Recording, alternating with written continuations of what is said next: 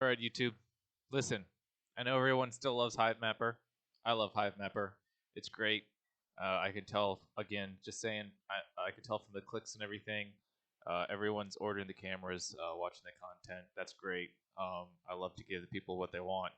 But I think I'll keep doing that, and I'll just make this extra little video in between Hivemapper content to also talk about some other stuff.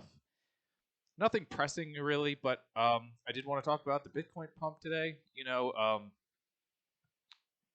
Everyone's obviously talking about it. We're not too far from all-time highs. Realistically speaking, we're coming up on the halving, and we have the ETF spot, the spot ETF approval. So these things are all looking very bullish for Bitcoin, and people are starting to ask themselves, is this time different? Is this the cycle? Is this the super cycle? I have, no feelings either way about it, to be honest with you. It is exciting to see the number go up. It is kind of exciting to. I feel. I feel still pretty content. I think I mentioned it in a couple videos already, but I position myself to the point where I'm fine if crypto takes off. I have enough. I feel like that I'll do well with. I don't feel any FOMO. And I'm actually equally fine if crypto tanks and I have a whole nother year to accumulate. So I'm looking at both scenarios as really positive. To be honest with you, um, I it ha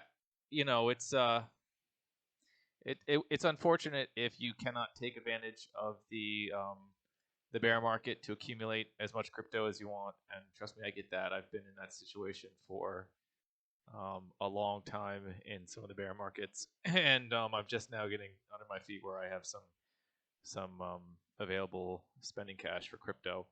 So, you know, um, the crypto I'm really focused on accumulating, to be honest with you, right now. And I know I've had negative things to say about the company, and I'm not alone. If you look at a lot of the what's going on with crypto.com right now, a lot of the content is just around, hey, your customer service is terrible, which it is. I've made several videos about that myself. I've had interactions with customer service that wanted to make me tear my hair out. And that's saying something because I'm actually a very chill, understanding dude, but it's very frustrating.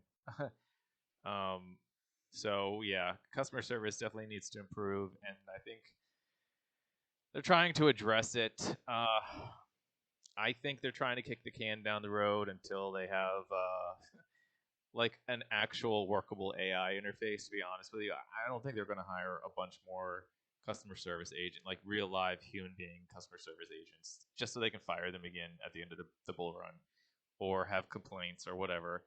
I mean, they'll probably increase their staff a little bit for sure. I don't think they're trying to. I don't think they're going to actually try to fix it. I think they're just going to try to kick the can down the road until AI can really take over. Um, but I am, like I said, there's, falling in love with something and then just trying to make money off of it, right? And I think I've gone through a couple of different romance periods with crypto.com.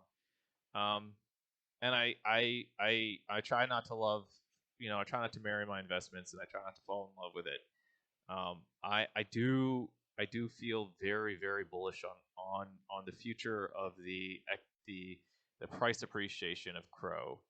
I'm not a financial advisor. I don't give financial advice. This is not financial advice. This is for entertainment purposes only. Do your own due diligence. But I've been saying it for a long time. I know other people saying it too. Echoing the sentiment is just Crow got like unfairly beaten down because of it's an exchange coin. It has a lot of other use cases, but one association of it is it's an exchange coin, and exchanges got flooded to hell after FTX, um, And ironically, that's part of what makes me so bullish on it is that if it survived the kind of FUD that happened after FTX, it survived the bear market. Obviously Black Swan's going to happen, but I don't see what's going to pull it out of the running. And if it's in the running in this bull market, I think it's going to do very well recruiting the numbers that they are trying to recruit, and I think it's going to grow. Do I think it's going to like overtake Binance or Coinbase? I don't know. Hey, that would be great. That'd be wonderful. I'm not going to like poo-poo that scenario as impossible. I don't see it as being likely. But if it just grows, and organic slow growth can be good too. Obviously, it's kind of a race to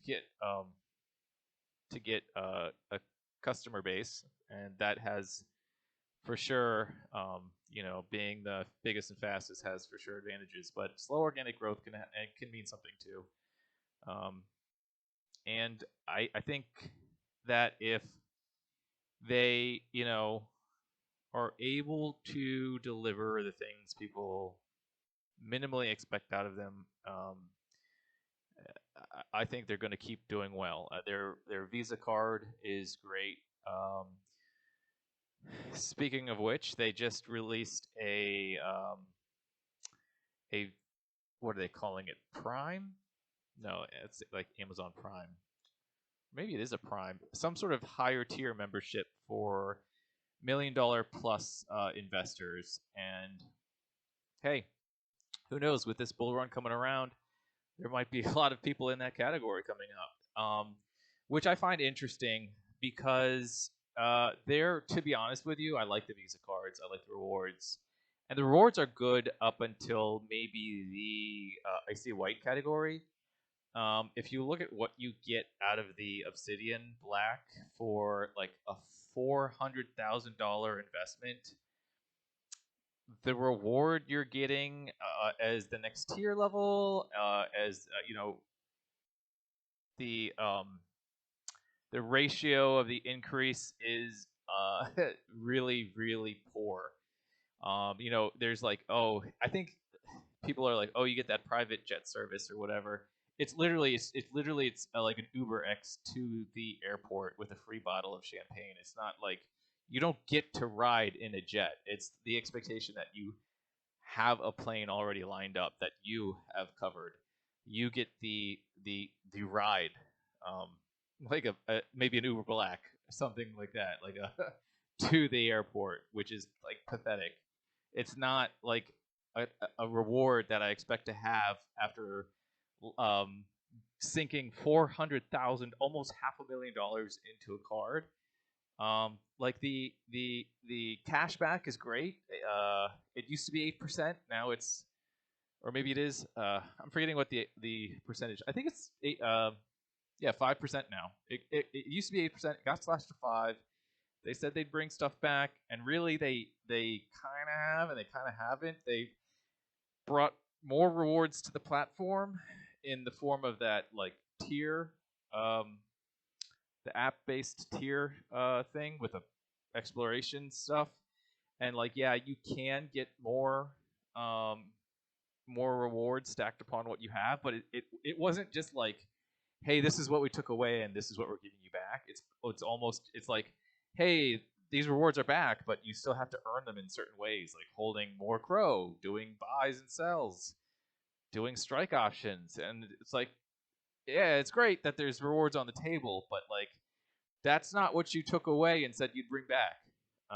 So I'm hopeful that they will bring back just rewards that were like, hey, this is just free. Just take this. Thanks for being a valued customer. Thanks for sticking around during the bear market. That'd be nice to see.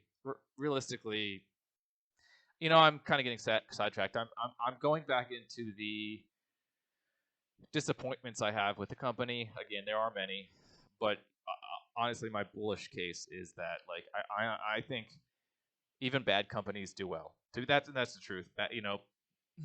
Bad companies do well. It just takes branding or advertising or whatever. And they, the thing is, Crypto.com has it all, or they're positioned to have it all. They have the name, they have the endorsements, they're positioned to do very well. And I've said it before too. They don't even have to go back to all-time highs for me to be like satisfied.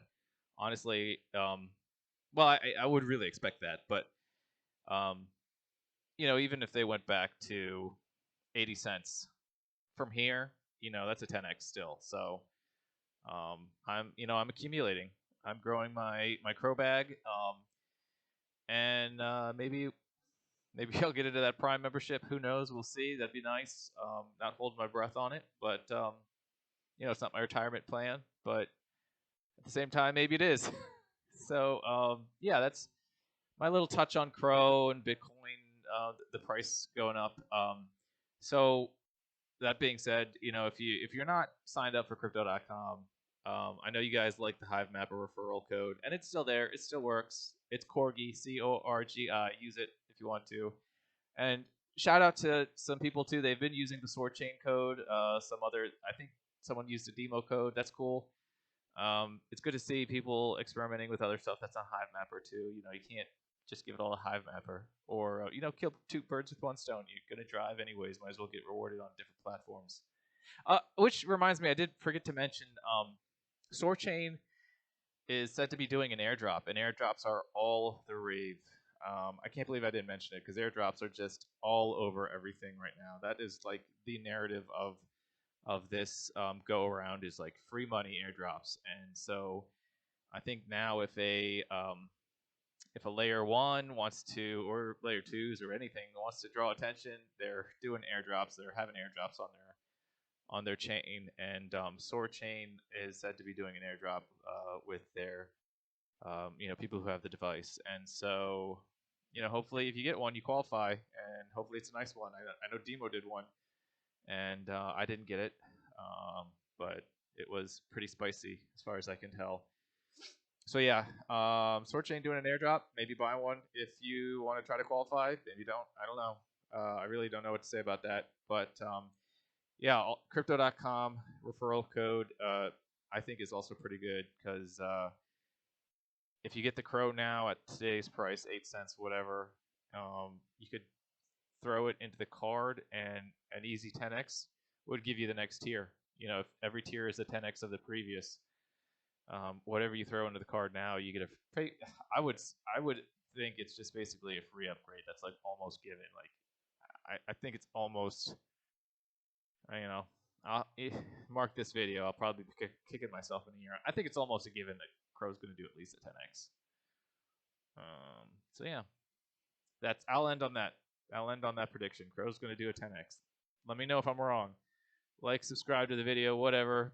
Let me know if I'm right.